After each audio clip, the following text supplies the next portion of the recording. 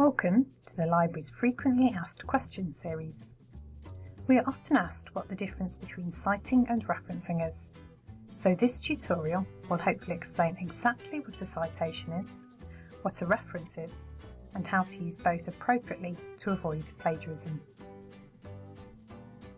There are two steps which enable you to highlight successfully that information included in your assignments is not your own. The first stage is called the citation or citing.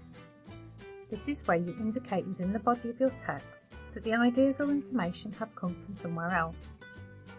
You will therefore need to include the author and the year of publication in the text of your assignment each time you include ideas that are not your own. This will help the reader distinguish between your work and the work of other people. The second stage is the reference or referencing.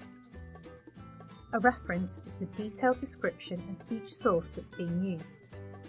There are individual requirements for each source, for example, a book or a website, but most sources will begin with the author's name, the date of publication, and the title of the source. Each reference should be listed alphabetically in a reference list at the end of your work. Whatever the source, each citation should begin with the same information as the full reference. The citation is in a way a signpost of complete reference information in your reference list. For example, here we have a citation,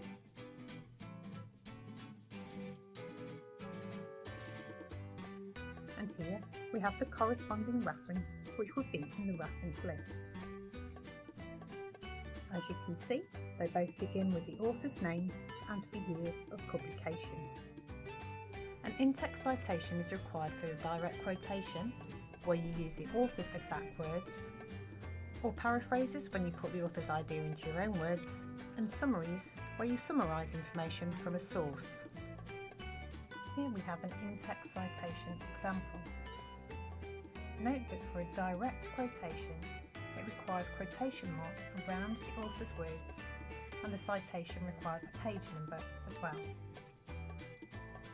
For a paraphrase, we only require the author's surname and the year the source was published. There are two ways to insert citations into your work. Using the first method, you introduce the author in the sentence and then place the year and the page number in brackets after their name. It will look something like this. This method enables you to focus on the author and makes it clear that what will follow is the idea of the specialist and not your own.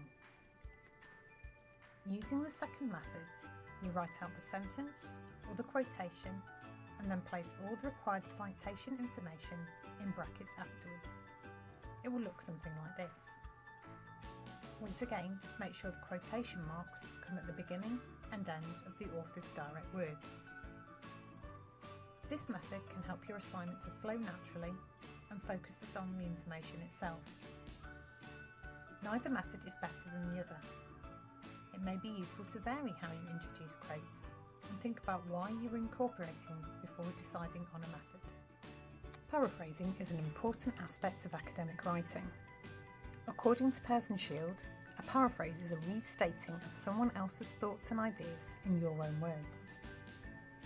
It shows you're selecting relevant information alongside your ability to understand what you have read and explain it in your own words. It's important to cite the original source for the paraphrase. For example, read the original and then the paraphrase sentence. You will see the author's name and the year of publication in the text to indicate that the ideas that follow belong to the specialist.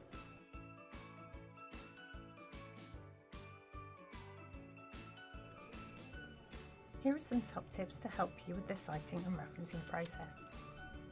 Firstly, keep a record of all the sources you have used in your research, and you will need these details if you wish to cite any sources in your assignment. Different sources require different elements when creating a reference, but many sources require the author's name and the date of publication. Always check, however, what is necessary for each individual source. Also, sometimes you pick up quotes and information from lecture notes or books or other sources, where the author themselves has cited another specialist. Whilst you can secondary reference, it is good practice where possible to visit the original source of the information and read the quote in context. We hope you have found this tutorial useful, but should you need further assistance, please visit any of our campus libraries to access our study skills resources.